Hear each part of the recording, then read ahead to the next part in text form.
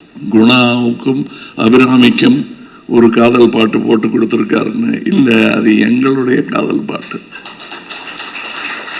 என் கண்மணிக்கு நான் எழுதிய கடிதம், அதுக்கு இசையமைச்சிட்டார் அவர். வணக்கம். ஒரு டைரக்டருக்கோ திரைக்கதை ஆசிரியருக்கோ ஏற்படும் ஆரம்பத்தில் ஏற்படும் குழப்பம் எல்லாம் எனக்கும் இருக்கிறது. எங்கிருந்து ஆரம்பிக்கிறது இந்த கதையை? நாங்கள் சந்திச்சதை பற்றி ஆரம்பிக்கிறதா, முதல்ல எங்கே பார்த்ததுன்னு நினைக்கிறதா? எனக்கு தெரியவே தெரியாது. ஒரு பாவலர் பிரதர்ஸ்ன்னு தெரியும். நான் அமர் தான் இளையராஜான்னு நினச்சிட்டு இருந்தேன். ஒரு ஃபங்க்ஷனுக்கு போகிறோம், அங்கே இளையராஜா அப்படின்னா இவர் எந்திரிக்காமல் உட்காந்துட்ருக்காரு, வேற யாரோ நடந்து வராங்க. அவ்வளோதான் தெரியும் எனக்கு.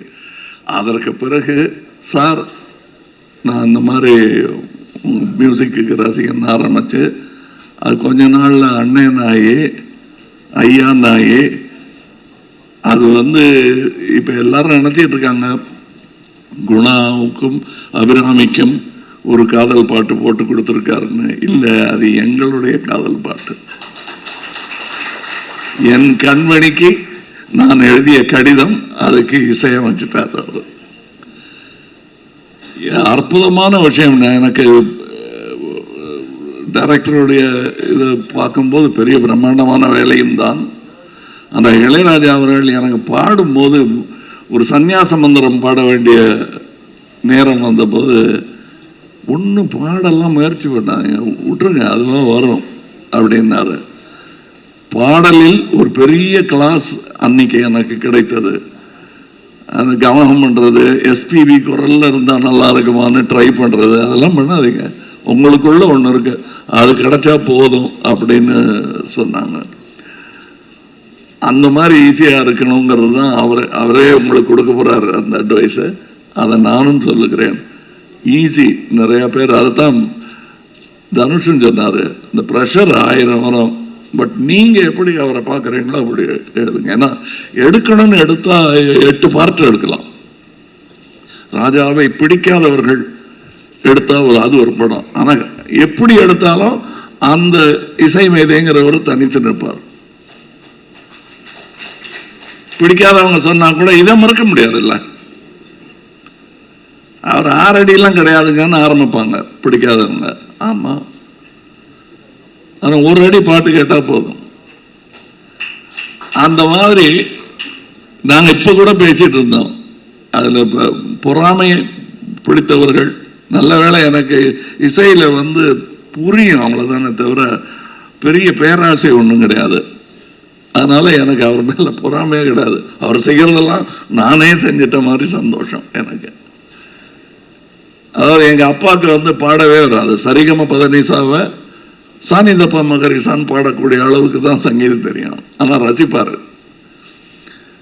அவர் தான் நாங்கள்லாம் பாடணும், இப்படி எனக்கு வரல உனக்கு வரணும், வருது உனக்கு கற்றுக்க அப்படின்னு சொன்ன மாதிரி எங்கள் அப்பாவுடைய நிலையிலிருந்து தான் நான் இவரை பார்க்குறேன். நான் எனக்கு வராதெல்லாம் இவருக்கு வருது. அதைத்தான் பாரதிராஜா சொன்னார். எப்படி இது அப்படின்னு ஆச்சரியப்பட்டுக்கிட்டே வருடங்கள் கடந்து விட்டன. வெவ்வேறு ஆங்கிள் இருக்குங்க இவரை பற்றி. இவங்க கூட வேலை பார்த்தவங்க சொல்கிற ஒரு கதை, மியூசிஷியன்ஸ் சொல்கிற கதை, இசையெல்லாம் தெரியாமல் வாழ்க்கையில் இளையராஜாவை தன்னுடைய டைரியா யூஸ் பண்ணுறவங்க சொல்கிற கதை. எனக்கு கல்யாணத்தும் போது இந்த பாட்டு, நான் எனக்கு முதல் குழந்தை பிறந்த போது இந்த பாட்டு அத்தனை பேரும் அதை பேசுகிறாங்க. ஒரு நான் இப்போ எல்லாரும் சொல்லும்போது இவர் வாழும் காலத்தில், நான் இன்று பிறக்கவே இல்லை என்றாலும் இன்னும் ஒரு 100 வருஷம் கழித்து பிறந்திருந்தாலும் அவர் வாழும் காலத்தில் தான் வாழ்ந்திருப்பேன். ஏன்னா அவருங்கிறது இசைதான் அப்பவும் இருக்கும். அதற்கு ஒரு உதாரணம் சொல்லணும்னா, நானும் அவரும் ரசிக்கும் ஒரு அமேடியஸ் மொசார்ட் என்ற படத்தில் ஒரு வயோதிக மியூசிஷியன் ஒருத்தர் வந்திருப்பார். யாரும் இப்போ அந்த காலத்தில் பெரிய ஆளுங்க அவர் அப்படின்னு சொல்லி அவர் உட்காந்துருப்பார். அவர் மனநிலை சரியில்லாமல் உட்காந்துருப்பார். அவரை பார்க்க ஒருத்தர் போவார், நீங்கள் பெரிய மியூசிஷியன்னு கேள்விப்பட்டேன். நான் பெரிய மியூசிக்கெல்லாம் போட்டிருக்கேங்க, கம்போசர் அப்படின்ட்டு வாசிப்பார். இது நான் போட்டது. அப்படியா, கேட்டது இல்லையா? இல்லைங்க, இன்னொன்று பார்த்துக்கிறேன். இன்னொன்று வாசிப்பார், ரொம்ப நல்லா இருக்குங்க, கேட்டிருக்கீங்களான்னு. இல்லை அப்படின்னு கொஞ்ச நாளை முறைச்சிட்டு இன்னொன்று வாசிப்பார், கூடவே சேர்ந்து பாடுவார். ஓ, இந்த பாட்டு நீங்கள் போட்டது தான்? நோ, தட் வாஸ் மொசாட் அப்படின்னு. அது இன்னொருத்தனுடைய பொறாமை அதில் கொந்தளிக்க, அங்கிருந்து ஆரம்பிக்கும் படம். தட் இஸ் இளையராஜான்னு சொல்றதுக்கு 1000 மியூசிஷியன்ஸ் இருக்கணும். அந்த மாதிரி எனக்கு இப்போ நான் தான் சொன்னேன், சாயங்காலம் ஒரு ஃபங்க்ஷன் இருக்கு, எல்லாரும் மனம் விட்டு பேசினான்னா நீங்கள் நேரம் இங்கேருந்து அங்கே தான் வர வேண்டியிருக்கும் அப்படின்னு சொன்னேன். Once again to the director நான் சொல்றது, உங்கள் பார்வையில் உங்களுக்கு சொல்லணும்னு தோன்ற அந்த நிஜத்தை சொல்லுங்கள். ப்ரெஷர் எடுத்துக்காதீங்க. ஏன்னா இந்த படம் இசைஞானி இளையராஜாவை பற்றிய படம் மட்டும் இல்லை, பாரத் ரத்னா இளையராஜாவை பற்றிய படம். இது வாழ்த்துல டிமாண்ட், எங்களுடைய டிமாண்ட்.